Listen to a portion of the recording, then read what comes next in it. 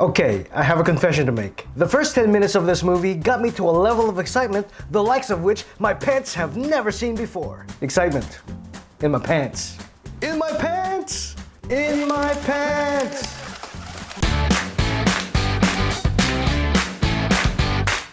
Mortal. Hello there, my friends, who mostly comprise of movie fans, and a handful of which are raging alcoholics. You know who you are. Well, of course I know him. He's me.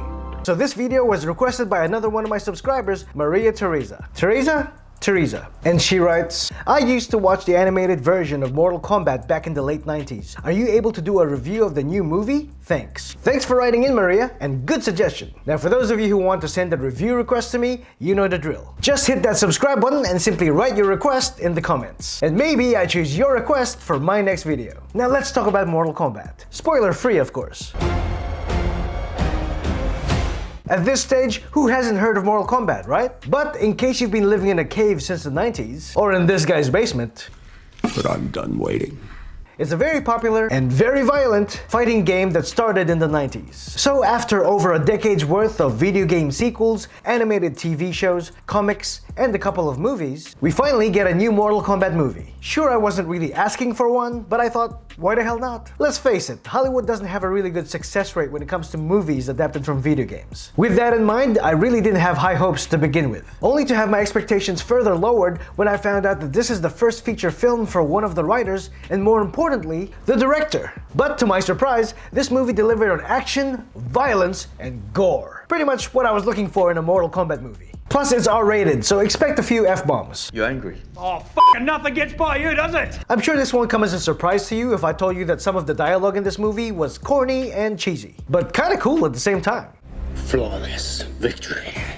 But yeah, they're not winning any awards for best writing. In fact, they're far from it. To be fair, the dialogue isn't as cheesy as the older Mortal Kombat movies. Just don't expect Shakespeare. About time Shakespeare doth scriven the play that places a brother amongst the firmament. That's my state! Oh, who's your favorite character? Mine's Othello. Oh, tis mine as well, tis mine as well. And I got bored during the exposition dumps, particularly when we get introduced to Sonya Blade. You'd think if there was someone who would hold my attention during exposition scenes, it'd be her. But nope, I kid you not, I actually nodded off a little. I only woke up to the sound of laughter from the audience after a funny Kano scene.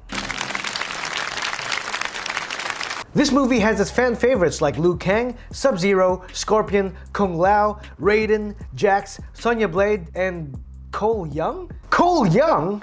Who the f*** is that guy? Please tell me in the comments if you were like me and thought, I don't remember him from the games. Cole serves as our protagonist and avatar where through his eyes we're introduced to the world of Mortal Kombat. And no, he's not from the games. All I can say is, yeah, he's serviceable enough, but ultimately, he's pretty generic and uninteresting. Typical down-on-his-luck fighter who's trying to make ends meet to support his family. Oh, we haven't seen that before. And even if it's a tried-and-true formula, they didn't build on that foundation to make me, the audience, invested in him. And his family were more or less superfluous props. Granted, I know he had to share screen time with the other characters. Which begs the question, why didn't they make one of the other characters, whom we've known and loved for years, the protagonist instead? It's a birthmark. What do you mean?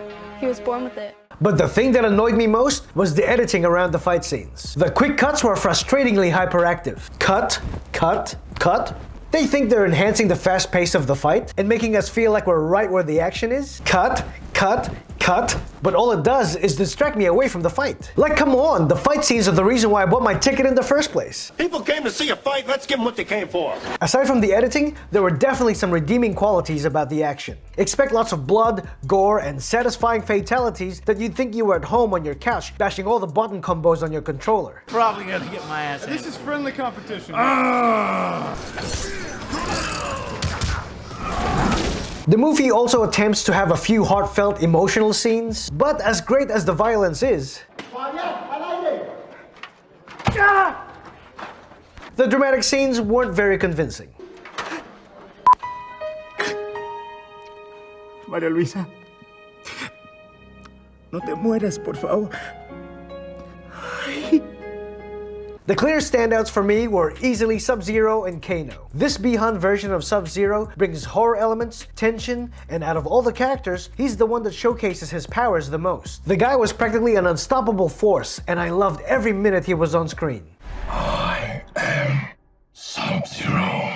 Where Sub-Zero brings the fear and intimidation, Kano brings hilariously crude humor. The comedy we got from Kano was totally unexpected. But the humor doesn't take anything away from his badassery. I don't know if they've made him Australian in the games, but in this movie, mate, he's Aussie as fuck. Plus, he kinda looked like a young Robin Williams with a beard. And I gotta say, the Scorpion, played by the talented Hiroyuki Sanada, was also a standout in the film. Not at the same level as Kano and Sub-Zero, only because he's not in the film all that much. But if they were to announce that they're making a movie just about Scorpion and Sub-Zero, I would just eat that up. Even with a small budget, the visual effects were done pretty well. Yeah, there's a CG fight scene that happens at night to kind of hide the bad CG, but I've seen worse. Even now, patronizing me. And I'm so glad that Lord Raiden is played by an Asian actor, Tadanobu Asano, whom we know as Hogan from the Thor movies. Cause the last time I saw Raiden on screen, he was played by Christopher Lambert. The fate of billions will depend upon you. Sorry. Well, I guess it could have been worse. This time I'm warning you! I am definitely this time going to call in the police! Now before I share my final thoughts, just a friendly reminder to click like, share, subscribe, and hit the bell for notifications so you don't miss out on my future videos. And if you like my content, I want you to become one of my valued subscribers by supporting this channel on Patreon, simply at patreon.com/PeterPabloReviews, just like these Patreon legends right here. You'll also find a link in the description below. And now for my final thoughts.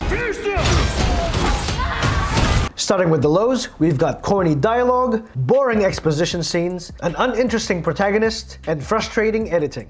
And as for the highs, we have fun action, and the standouts being Kano and Sub-Zero. Kano wins. So overall, I think this movie is somewhere between okay and good. It's definitely a popcorn flick where you kinda just turn off your brain and just have fun with it. I do not recommend this for everyone. But the people I would recommend this to are fans of action movies, and especially fans of the Mortal Kombat games. But even though the filmmakers are inexperienced, they still gave us a fun movie. If only the whole movie was as good as the first 10 minutes. I'm glad I saw it, but I wouldn't have lost any sleep if I didn't. It's currently got a Rotten Tomatoes score of 55% with a runtime of 1 hour and 50 minutes. And you'll find no end credit scenes here, so feel free to empty your bladders accordingly. It's on its last leg and only in a few theaters left. So if you didn't catch it at the movies, you can find it on HBO Max. So have you seen Mortal Kombat yet? Did you like it? Did you hate it? Or are you on the fence? I've shared my thoughts, now I want to hear yours. And remember guys, I take review requests, so hit that subscribe button and write your request in the comments below. And who am I, you ask? I'm John Krasinski. Bye for now. That was 16th choice for Captain America. I was actually putting the suit on and I was like, oh my God, this is so amazing. And through the hallway came Chris Hemsworth dressed as Thor. And he was like, you all right, mate? And I went, no, I'm not. I'm okay. Are you the type of person that loves to touch things? Well, how about you stop touching yourself for a second and touch this to subscribe to my channel. So that way, you don't miss out on my future videos. But what about my videos from the past? Well, here you go. Bye!